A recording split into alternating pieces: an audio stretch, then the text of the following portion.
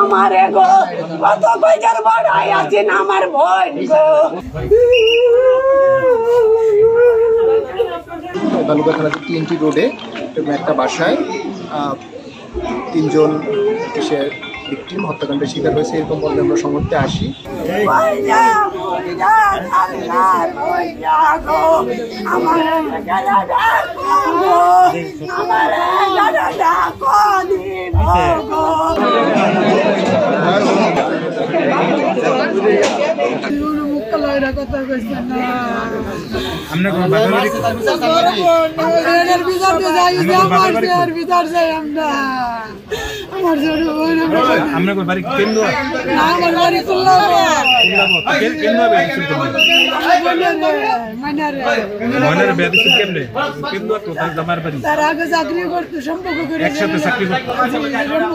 চাকরি করতো রাসেল মিল না আগে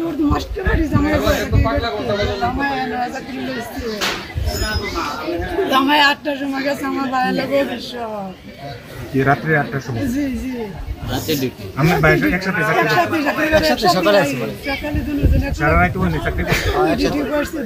জামাই কোন জামাই ডিউটিতে আসছিল আমার ভাইয়ের লোক সম্ভব কি ব্যবহার তার দেওয়ার হইতে তাই না কেউ জামাইও কি কারণে এটা তো কইতে পারি না। আছে না যে আগে ঝগড়াঝাটি করতো কিনা আগে তো ঝগড়া তো বোন আমার কাছে ছোট বোনে জানা তো না আমার বোন ঝগড়াঝাটি তাঙ্গারও কয় বড় ঝগড়াঝাটি হয়েছে আমরা তার দেবর কি বাসায় ছিল? এই বাসাতে থাকতো আরেকটি দেবর কি বিবাহিত? আর এই বাসে কতদিন যাবত থাকতো? এই বাসা যাই যাবো মনে 2 মাস আগে হিমবরা বাসা এই বাসা এসে 2 মাস জি জি 2 মাস এই বাসা। আপনারা কখন জানতে পারছেন?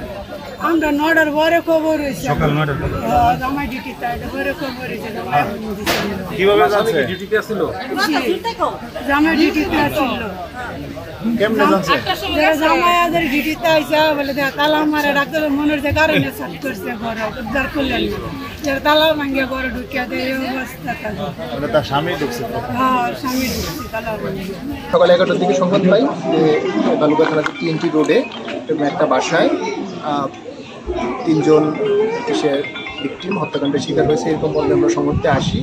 আসার পরে আমরা দেখতে পাই যে এখানে ভিকটিম রাইসা আর তার হচ্ছে 2 বাচ্চা ছেলে তাদের আমরা এখানে তাদের ঘরের ভিতরে নিজের ভাড়াটিয়া বাসায় বাসার মধ্যে মানে ডিসিস্ট হিসেবে এদেরকে আমরা খাটের উপরে সাহিত্য অবস্থায় দেখি।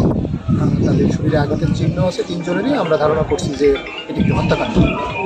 আমরা পরবর্তীতে এই রেসপন্স করে আমরা সুরতাল করেছি। আমরা বাকি সুরতাল কার্যক্রম চলছে, বাকি কার্যক্রম শেষ করে আমরা এটা আইনগত যে ব্যবস্থা আমরা আইনগত ব্যবস্থা